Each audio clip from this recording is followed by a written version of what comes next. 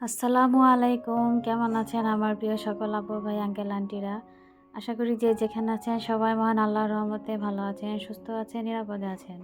আলহামদুলিল্লাহ আমরাও আল্লাহর রহমতে বেশ ভালো আছি। নতুন আরো একটি ব্লগ ভিডিও নিয়ে আপনাদের মাঝে হাজির হলাম। আশা করি আজকের এই ভিডিওটি আপনাদের কাছে ভালো লাগবে। এই তো সকালের ব্রেকফাস্ট বানিয়ে নিয়েছি। তো অফ ক্যামেরায় বানিয়ে নিয়েছি। সকালে এত তাড়াহুড়া থাকে যে আসলে ব্রেকফাস্টের যে নাস্তা বানানোর যে ভিডিওগুলো করব সেই ভিডিও করার একদমই সময় পাই না। যেহেতু বাচ্চার স্কুল খোলা, তো এই জন্য আমার সকালবেলায় খুব বেশ তাড়াহুড়া লেগে যায়। আর এই যে নাস্তাটা যে এখন করব সেটাও কিন্তু প্রায় ঘড়িতে এখন ১১টা বাজে। মানে নাস্তা করব যে সেই সময়টাও আর কি পাই না। খুব তাড়াহুড়ার মধ্যে আর কি সকালবেলাটা কাটে। তো যাই হোক, এই তো ছোট বাচ্চাকে নিয়ে নাস্তাটা সেরে নিয়েছি। তো ইদানিং আমার ছোট বাচ্চাটা একটু অসুস্থ, ঠান্ডা লেগেছে। আর ইদানিং কিছু খেতেও চাচ্ছে না। আ মুখে একদমই রুচি নেই। তো সে ভাত তো একদমই দেখতেও পারে না। তো রুটি বানালে একটু খায়। আর কিছু খেতে চায় না। আর শুধু বাহিরের এটা সেটা খেতে চায়।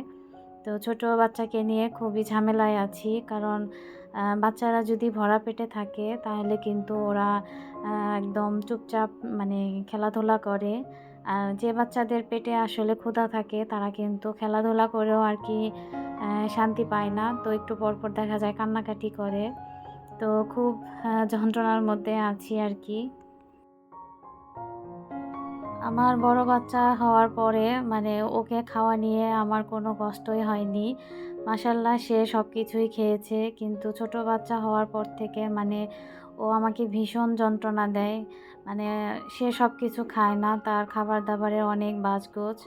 তার মন যেটা ভালো বলবে সেটাই সে খাবে। আর বাচ্চাদের খাবার নিয়ে কিন্তু আসলে জোরাজুরিও করা যায় না। তো ইদানিং যেহেতু শরীরটা ওর খারাপ, তো আমি যদি জোর করে খাওয়াতে যাই তাহলে দেখা যায় সে বমি করে ফেলে দেয়।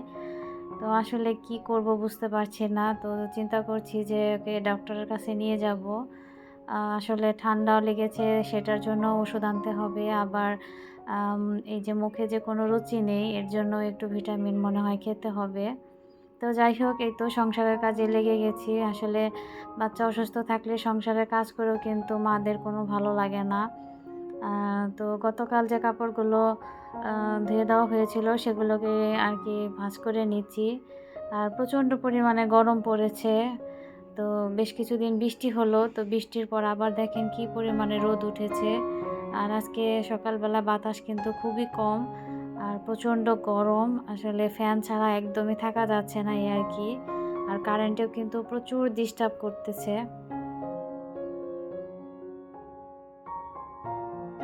তো আমার এই ডিপ ফ্রিজটাও অনেকদিন ধরে পরিষ্কার করা হচ্ছে না। তো উপর সাইডটা দেখলাম বেশ ভালোই ময়লা পড়েছে। যেহেতু উপরের দিকটা একটু আ আরকি খোলা রাখা হয়। কারণ আমার ফ্রিজের ওপরটা আরকি ঘেমে যায়। আসলে এরকম কেন হয় আমি জানি না।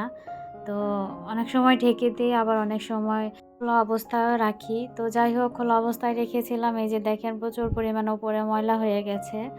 তো সেই ময়লাগুলো একটু পরিষ্কার করে নিচ্ছি। আর যেদিন বাচ্চার স্কুল থাকে সেদিন আমার কাজের আরও তাড়াহুড়া লেগে যায়। আসলে ওকে আবার আনতে যেতে হয়। তো আমি আসলে সময়ে একদমই কভার করতে পারি না। তো আ খুবই ঝামেলা হয়ে যায়। মাঝে, মাঝে খুব কষ্ট লাগে। মনে হয় যে বাসায় যদি আমার কেউ এক্সট্রা কোনো লোক থাকতো কতই না ভালো হতো। কারণ আমার সাথে কিন্তু আমার ছোট বাচ্চাকেও নিতে হয়। কারণ ওকে রাখার মতো কেউই নেই। তো সাথে করে নিয়ে যেতে হয়। আর এই প্রচণ্ড গরমে ও কিন্তু অস্থির হয়ে যায়। বাহিরে তো ভীষণই গরম আর প্রচণ্ড পরিমাণে জ্যাম। তো যেতে আসতে অনেকটা সময় লেগে যায়। আমার ছোট বাচ্চা একদম অস্থির হয়ে যায় বাহিরে গেলে। তো মনে হয় এই কারণেই ওর অসুস্থতা। আবার অনেকদিন স্কুল বন্ধ থাকার পর যেহেতু বাচ্চার স্কুল খুলেছে ওকে তো আসলে বাসায় রাখা যায় না। কারণ যেহেতু সামনে আবার পরীক্ষা হবে, তো এখন মোটামুটি স্কুলে ভালোই আরকি পড়া দিচ্ছে। তো এইজন্য আরকি প্রতিদিনই যেতে হচ্ছে।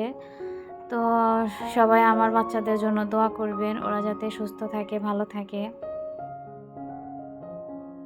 তো সেই পুরনো কথাটি আবারও সবাইকে মনে করিয়ে দিচ্ছি, যারা আমার ভিডিওতে ক্লিক করেছেন প্লিজ আমার ভিডিওতে লাইক দিয়ে ফুল ভিডিওটি কন্টিনিউ করবেন। আর যারা আমার চ্যানেলে আজকে নতুন এসেছেন, আমার ভিডিওর কোনো অংশ যদি আপনার কাছে একটু ভালো লেগে যায় তাহলে প্লিজ আমার চ্যানেলটিকে সাবস্ক্রাইব করে দিবেন। আর চ্যানেলটি সাবস্ক্রাইব করে পাশে থাকা বেল বাটনটি অবশ্যই অন করে দিবেন। এতে করে আমি যখন কোনো নতুন ভিডিও দেব আপনার কাছে নোটিফিকেশন চলে যাবে আর আপনি আপনার সময় মতো দেখে নিতে পারবেন। তো এই তো আমি ফ্রিজটা কিন্তু খুব ভালোভাবে পরিষ্কার করে নিয়েছি। আর এখন এই যে ওপরে একটা কাপড় দিয়ে দিলাম, তার উপরে একটা ফুলদানি রাখলাম। এখন কিন্তু দেখতে বেশ সুন্দর লাগছে। আর যারা আমার চ্যানেলটিকে সাবস্ক্রাইব করে আমার পাশে আছেন সেই সকল আপু ভাই আঙ্কেল আন্টিদের অনেক ধন্যবাদ এবং মন থেকে অনেক দোয়া। আর ইদানিং দেখা যাচ্ছে যে বেশিরভাগই কিন্তু আমার আনসাবস্ক্রাইবাররাই বেশি আমার ভিডিও দেখে, তারা কিন্তু একদমই সাবস্ক্রাইব করে না, কারণ এগুলো তো আসলে আমরা দেখতে পাই। তো আপনাদের কাছে আমার অনুরোধ যে আপনারা যেহেতু কষ্ট করে ভিডিও দেখেন, তো আপনার একটা সাবস্ক্রাইবে কিন্তু আমার অনেকটা উপকার হবে। আর বেশ কিছুদিন ধরে এই টেবিল ক্লথটা বিছিয়ে রেখেছি, কিন্তু এখন আর ভালো লাগছে না, একটু চেঞ্জ করতে চাচ্ছি। তো টেবিল ক্লথটা ওঠানোর আগে চিন্তা করছি যে আগে কাগজটা আমি ভালো করে ক্লিনার দিয়ে একটু মুছে নেই, কারণ ওপরটা প্রতিদিনই মুছি, তারপরও কিন্তু কোত্থেকে যে আরও ধুলাবালি আসে আসলে বুঝি না। আর ওপরের এই কাগজটা দিয়ে রাখার কারণে কিন্তু আসলে এই যে ভিতরে যে এই যে টেবিল ক্লথ, তারপরে এই যে ম্যাট, এগুলো কিন্তু আসলে ময়লা হয় না, একদমই পরিষ্কার আছে, এই যে দেখেন। তো তাহলে চিন্তা করেন কি পরিমাণে ধুলা আর কি বাসায় আসে। তো তাই যাই হোক, তারপর আমি এই যে গ্লাসটাকেও একটু ভালো করে মুছে নিচ্ছি, যেহেতু একদম সব কিছুই চেঞ্জ করব। আর আমার ডাইনিং স্পেসটা এতই ছোট কি বলবো আসলে, মাঝখানে টেবিল আর চতুর্দিক দিয়ে আর কি হাঁটাচলা করা হয়। তো আসলে একজন দুইজন খাওয়া যায়, তো বেশি লোক হলে কিন্তু এখানে খাওয়া যায় না। তো আমরা বেশিরভাগ দেখা যায় রুমের ভিতরে খাওয়া দাওয়া করি। আর ডাইনিং টেবিলটা দেখা যায় আমার বেশিরভাগই এটা সেটা করার জন্য কাজে লাগে, যেমন টুকিটাকি কাটাকাটি যে সমস্ত কাজ আছে, কিংবা থাকে না যে কোনো কিছু রেখে যে কাজ করব, তো সেই ক্ষেত্রেও আমি এই টেবিলটা ব্যবহার করি। তো আসলে বাসাটা কিন্তু খুবই ছোট, আর জিনিসপত্র রেখেও কিন্তু আসলে কোনো শান্তিই পাই না। তো যাই হোক, এই যে আমি কিন্তু এখন নতুন আরেকটা টেবিল ক্লথ বিছিয়ে দিয়েছি। তো এটা হচ্ছে আমার একটা ওড়না।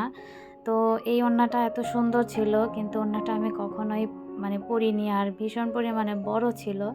আসলে এত বড় ওড়না পরে হ্যান্ডেল করাটা একটু কষ্ট হয়ে যায়। তো হিজাব আকারে পরলেও কিন্তু বেশ গরম লাগে, কারণ এই কাপড়টা অনেক মোটা ছিল। তো আমি এটাকে রেখে দিয়েছিলাম যে ডাইনিং টেবিলে দেয়া যাবে। তো সেটাই আজকে দেখছিলাম যে কেমন লাগছে। তো এটার ব্লকের প্রিন্টটা কিন্তু খুবই সুন্দর লাগছিল। আর এটার উপর দিয়ে যদি আমি রানার দিয়ে ঢেকে দেই তাহলে ভালো লাগছিল না, আমি দিয়ে ট্রাই করেছিলাম। আর এই যে মাঝখানে একটু সাজানোর জন্য ফুল দিয়ে দিলাম। তো আসলে আর্টিফিশিয়ালি হোক আর রিয়েল ফুলই হোক, ফুল কিন্তু আসলে সবসময় দেখতে ভালো লাগে। তো টেবিলটা নতুন করে সাজানোর পর কেমন হয়েছে সবাই প্লিজ আমাকে কমেন্টের মাধ্যমে জানাবেন।